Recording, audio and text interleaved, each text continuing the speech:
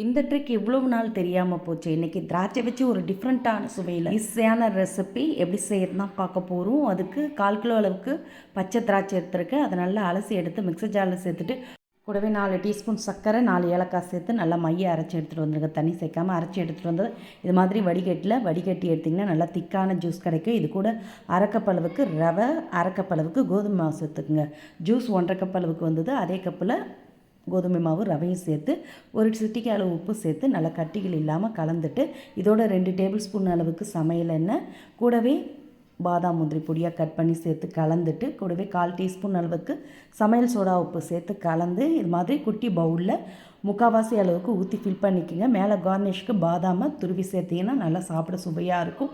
இதை அப்படியே எடுத்து ஒரு 8லேருந்து 10 நிமிஷம் ஸ்டீம் பண்ணி எடுத்திங்கன்னா பஞ்சு மாதிரி சாஃப்டான டிஃப்ரெண்ட்டான சுவையில் கப் கேக் ரெடி ஆகிடுது. இதில் 1 சாப்பிட்டு டீ குடித்தாலே வயிறு ஃபில்லிங் ஆகிடும். கண்டிப்பாக ட்ரை பண்ணி பாருங்கள்.